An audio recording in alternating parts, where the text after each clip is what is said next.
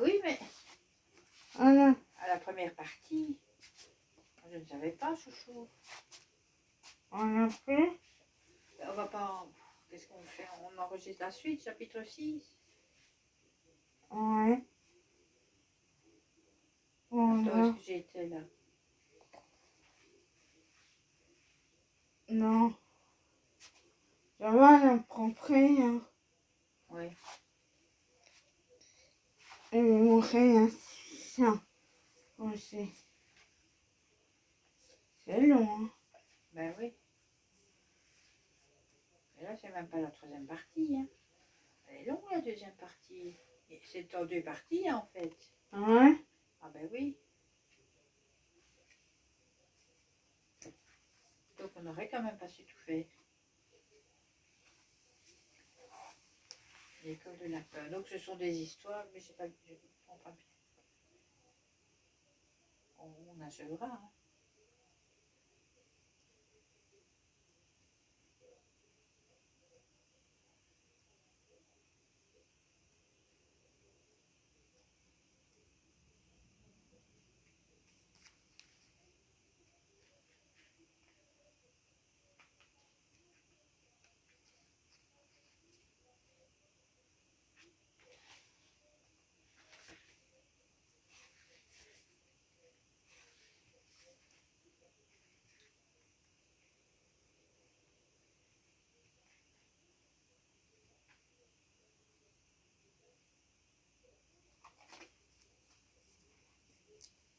Je vais montrer.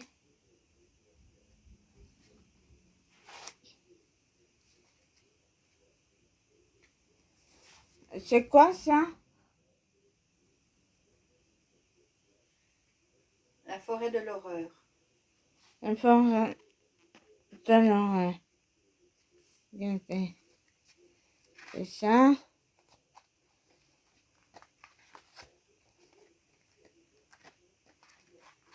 Regardez. Maman elle a fait crayon la première, mais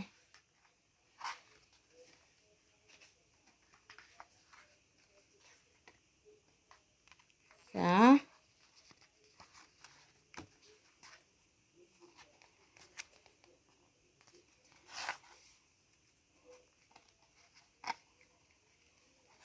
Et c'est lui. Cette colle. Oui. Ouais, là aussi, ça, mais là, moi, je comprends pas bien l'histoire, en fait. Hein? Des enfants qui vont se retrouver dans une école et puis après, ils vont être calés de l'autre côté, quoi. Ils ne vont pas savoir revenir en arrière. C'est ça qu'il y a. Presque j'ai compris. Il faut enlever l'étiquette, non? Ouais.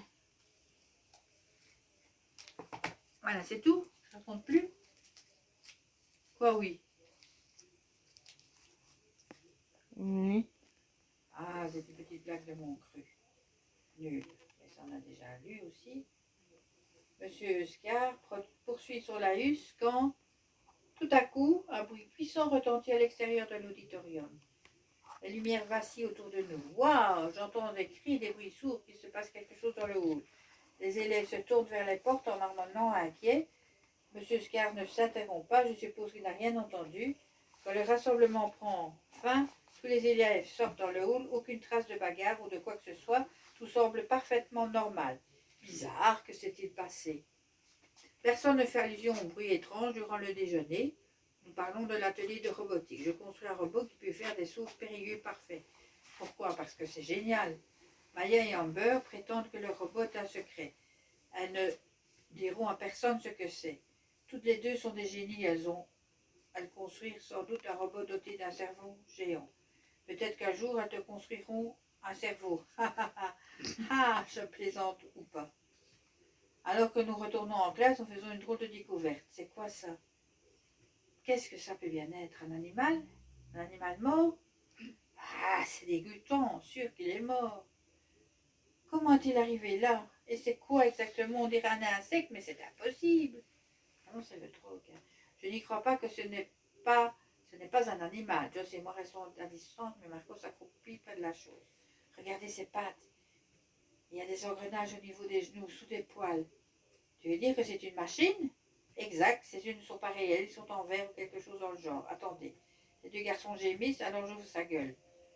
Les dents sont en métal, il n'y a qu'un tableau de commande au fond de sa gorge. C'est un robot. C'est sûrement le projet secret dont Maya et Amber parlaient. Impossible. Elle ne le laisserait pas ici comme ça. Il est peut-être si intelligent qu'il s'est échappé et le bloc d'alimentation est tombé en panne ici. Je crois qu'il a juste besoin d'être chargé. Tout cela me paraît absurde. Mais qu'est-ce que ça peut bien être? Pourquoi je vais demander à Maya et Amber? Nous traînons l'ignoble créature jusqu'au laboratoire scientifique et le cachons derrière le placard à fourniture. Nous ne prenons pas la mesure de ce que nous sommes en train de faire. Autrement, nous serions terrifiés. Évidemment, le drogue est vivant. Après les cours, nous attirons Maya et Amber au labo pour leur faire part de nos découvertes. C'est dégoûtant, répugnant. C'est pas vous qui l'avez construit? Bien sûr que non, nous construisons un robot qui monte des escaliers. Elle disparaît aussitôt, nous laissons avec la mystérieuse hideuse créature. Pèse une tonne, il y a probablement un méga ordinateur à l'intérieur. Nous avons tant de questions. Comment est-elle arrivée là? Qu'est-elle? Nous la déposons sur une table de travail pour l'étudier. Toucher son corps, on dirait que de la vraie peau. Hé, regardez, il y a une sorte de tableau de commande caché dans son estomac. Il est tout abîmé, on dirait qu'il a été écrasé. Ou quelque chose comme ça. Vous pensez qu'on peut le réparer? Nous fixons le robot dans ses mâchoires, s'ouvre en grand et il pousse un long gémissement. Ah, regardez, sa poitrine y respire. Impossible, les robots ne respirent pas. Je crie en m'accrochant au bras de Marco fait un bond en arrière. Mais les robots ne se retournent pas et ne sautent pas. Une table non plus, hein. Nous écartons ce chemin en hurlant. La créature baisse la tête en signe d'attaque et grince de ses dents métalliques. Je frissonne. J'essaye de me glisser derrière l'armoire, mais il n'y a aucun moyen de se cacher. Je reste là, haletant, tandis que ses yeux vont de droite à gauche, nous fixant à tour de rôle. Marco se tient contre le mur pétrifié et Jean se met à appeler à l'aide. Est-ce que quelqu'un nous entend? Au secours, venez nous aider! Allez! Personne ne nous entend, je suis si paralysée par la peur que mes dents claquent. Tête baissée, l'horrible chose se déplace dans ma direction d'un pas lourd. Pitié, non, non! Je me prépare à bondir sur le côté, mais mes jambes refusent de m'obéir. Je crois que je vais m'évanouir. Quand la créature n'est plus qu'à quelques centimètres de moi, elle pousse un grognement sourd. Non, stop, pitié! Bizarrement, elle passe juste devant moi. Elle se dirige vers la porte. Sauvée! Nous la fixons jusqu'à ce qu'elle disparaisse dans le couloir. Nous devons la suivre. Nous ne pouvons pas la laisser blesser quelqu'un ou faire quelque chose de plus terrible encore. Tu plaisantes, nous ne sommes pas responsables de cette créature. Nous sommes responsables, c'est nous qui l'avons ramenée à la vie. J'ai une idée. Ne pas rester ici et continuer à discuter. Nous n'avons pas le choix. Nous devons savoir où elle va. Nous la suivons dans les couloirs de l'école. Pas trop près, ses yeux sont comme des capteurs. Si elle voit comme on la suit. Tu penses vraiment qu'elle a un cerveau? Elle se dirige vers le sous-sol. On dirait qu'elle sait où elle va. Dans le sous-sol faiblement éclairé, l'air est chaud et humide. Nous faisons attention à avancer sans faire de bruit. Aucun signe des gardiens, ils ont dû rentrer chez eux. Aucun signe de personne, nous sommes tout seuls avec cette chose. Elle s'est glissée dans ce tunnel. Pourquoi y aurait-il un tunnel dans le sous-sol de l'école? Je suppose que nous n'allons pas tarder à le découvrir. Il fait si sombre dans le tunnel, j'aperçois à peine la créature devant nous. Soyons prudents, gardons nos distances. Cette histoire complètement dingue. Le tunnel mène à l'arrière d'une chaudière géante. Nous observons la créature sans approcher. Elle ouvre une porte étroite et disparaît à l'intérieur. Tu veux vraiment que nous la suivions? Ça restera un mystère jusqu'à la fin de nos vies, si nous renonçons. Je peux vivre avec ce genre de mystère. Je ne laisse pas le choix. J'ouvre la porte et je me glisse à l'intérieur. Hé, Jess, attends! Je sais immédiatement que c'est une erreur. Le sol se dérobe sous nos pieds et un tourbillon terrifiant nous emmène. On va arrêter là parce que je crois qu'il y a déjà... On terminera... Voilà, on est juste à la moitié, regarde. C'était le chapitre 7 et où sommes-nous? Et ils sont quelque part. Tiens. Voilà, chapitre 7. Mais il faut que tu retiennes. D'accord? Chapitre 7. T'as pas un truc pour mettre? Mets ça dedans en attendant. Oui, mais c'est pas en ainsi.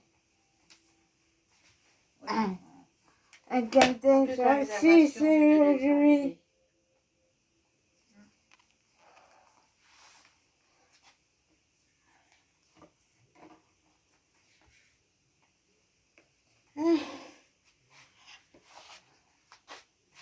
samedi. J'ai pas vu filmer cette poule, hein. Je sais pas. Je verrai. La tête.